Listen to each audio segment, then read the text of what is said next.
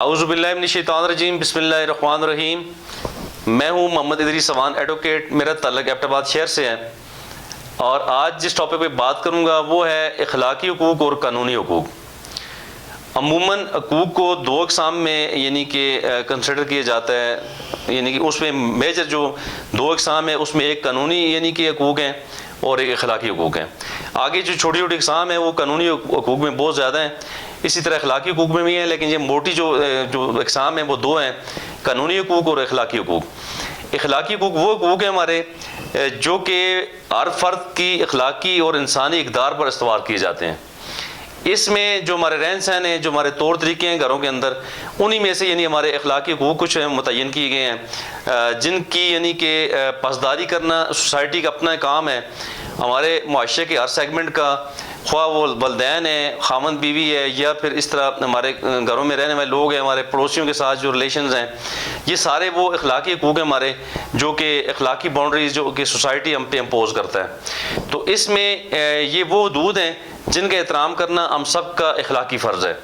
یعنی کہ ان جتنے بھی اخلاقی حقوق ہیں ان میں ہمیں کوئی اسٹیٹ باؤنڈ نہیں کر سکتی کہ آپ اس کو یعنی لازمی اس کو جو ہے اس کی پیروی کریں یا اس کی پابندی کریں۔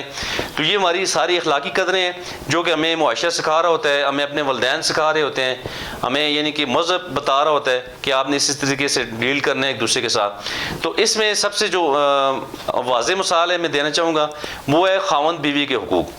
یعنی جی خاوند اور بیوی جو آپس میں جو ایک دوسرے سے توقعات وابستہ کر لیتے ہیں، جو ان کا ایک دوسرے کے ساتھ یعنی کہ قانونی حقوق کے ساتھ ساتھ جو اخلاقی جو رابطہ ہے، جو ان کا رہن سہن ہے، اسی کے اندر یعنی کہ بیوی اپنے خاوند سے توقعات کرتی ہے جی میرے ساتھ اس طریقے سے سلوک کرے، اور اسی طرح خاوند کی یہ خواہش ہوتی ہے کہ یہ اس طرح میرا احترام کرے، یہ جو بھی یہ چیزیں وہ اس سے ایکسپیکٹ کر رہا ہوتا ہے۔ تو یہ وہ اخلاقی حقوق ہیں۔ پھر اس کے علاوہ ایک دوسری مثال یہ ہے کہ کوئی مریض ہے، اگر ہمارے گھر میں ہے یا ہمارے پڑوس میں ہے یا رشتہ داروں میں ہے، وہ جو ہم سے توقع کر رہے ہیں جی ہم اسے دیکھنے کے لیے جائیں، اس کا ہم خیال رکھیں، اس کی ہم مدد کریں، اسے ہم ڈاکٹر کے پاس لے کے جائیں، تو یہ ہماری وہ اخلاقی ہمارے حقوق ہیں یا اس مریض کے اخلاقی حقوق ہیں۔ اگر ہم اس کی پاسداری نہ کریں یا اس کی امپلیمنٹیشن نہ ہو یا اسے ہم اوبے نہ بھی کریں تو ہمیں ریاست پوچھ نہیں سکتی، ریاست ہم پہ کوئی چیک نہیں رکھ سکتی، کوئی ہم پہ باؤنڈری نہیں لگا سکتی، کوئی ہمیں اس وائلیشن کی صورت میں ہمیں کوئی سزا نہیں دے سکتی۔ تو اسی طرح جب ایک شخص کسی دوسرے شخص سے قرض لیتا ہے یا قرض مانگتا ہے تو اس کا مطلب یہ اس کا اخلاقی حق ہے کہ وہ قرض لے، مانگے، اپنی ضرورت پوری کرے۔ تو اگر قرض دینے والا شخص اسے نہ کر دے، انکار کر دے، نہ دے، تو اسے کوئی باؤنڈ نہیں کر سکتا، چونکہ اسٹیٹ اسے باؤنڈ نہیں کر سکتی کہ جی آپ اسے قرض لازمی دیں۔ یہ اس کا اپنا ایک یعنی کہ اپنا ارادہ ہے یا اپنی ڈٹرمنیشن ہے کہ وہ کس شخص کو قرض دے یا کس کو نہ دے، یا دے یا نہ دے، حامی بھرے یا نہ بھرے۔ تو یہ سارے وہ اخلاقی حقوق ہیں۔ اس کے علاوہ کوئی مجبور یا محتاج شخص، جس طرح وہ ہم کسی سے آس لگا لیتے ہیں کہ کوئی ہماری مدد کرے گا یا ہم کسی کی مدد کریں گے، یا کوئی محتاج شخص ہم سے تو وابستہ کر لیتا ہے کہ جی ہمیں یہ میری مدد کرے گا، مجھے سڑک پار کروائے گا، یا مجھے کوئی اور کسی راستے پہ لے کے جائے گا، میرے ساتھ کوئی اچھائی کرے گا۔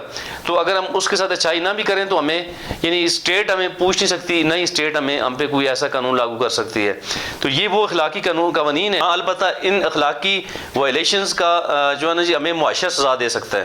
جس طرح فرض کیا کہ ایک محلے میں ایک شخص ہے، وہ کسی کے ساتھ کوئی بدتمیزی کرتا ہے یا کوئی ایسی وائلیشن کرتا ہے کہ وہ کسی یعنی اوبے نہیں کر رہا وہ اپنی سوسائٹی کے اندر، یا کوئی بھائی ہے کسی بہن کے ساتھ کوئی برا سلوک ایسا کر رہا ہے کہ اسے اسٹیٹ نہیں پوچھ رہی، تو اس کے ساتھ سوسائٹی ہمارا معاشرہ بائیکاٹ اس کا کر لیتا ہے کہ یہ شخص اپنی بہن کے ساتھ اگر بدتمیز ہے یا اس کے ساتھ اس نے کوئی زیادتی کی ہے تو پھر پورے بستی والے، پورے محلے والے یا اس سوسائٹی کے لوگ جو ہے اس سے جو کنارہ کشی کر لیتے ہیں، اس شخص کو اذیت پہنچاتے ہیں۔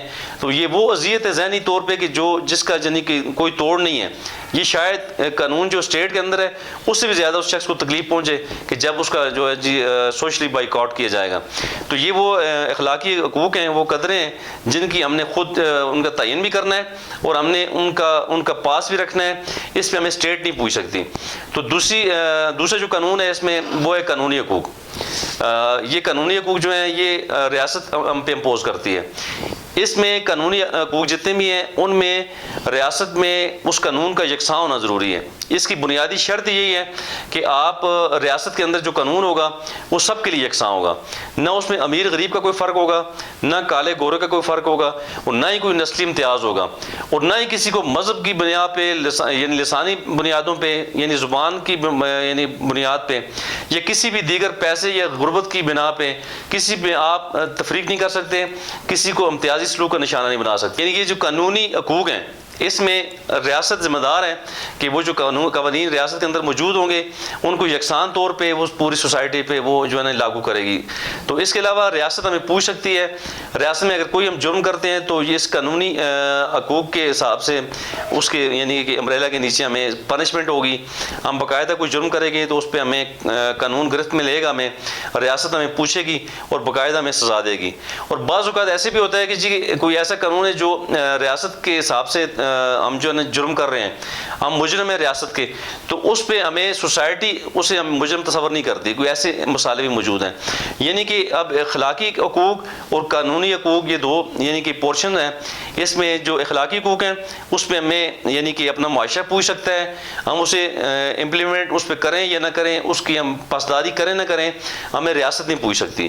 تو دوسری طرف جو ہمارے قانونی حقوق ہیں جو کہ ریاست ہمیں پوچھ سکتی ہے, اس میں ریاست میں سب کے لیے برابر ہیں, اس میں یکسانیت ہے, اس کی کوالٹی یعنی اس کی جو ہے نا پہچان یہ ہے جی کہ وہ یکساں ہوں گے. تو یہ دو وہ یعنی کہ حقوق تھے, اخلاقی حقوق و قانونی حقوق, جس پہ تمام سوسائٹی کو سمجھ بوجھ حاصل کرنا ضروری ہے, اور اس میں یعنی عملداری کے لیے بھی ہمیں سب کو مل کے اس پہ جدوجہد کرنا ہوگی. اور مجھے امید ہے کہ میری ان چند باتوں سے آپ کو ضرور فائدہ ہوگا انشاءاللہ. اور اسی کے ساتھ میں چاہوں گا آپ سے اجازت, آپ کا بہت بہت شکریہ.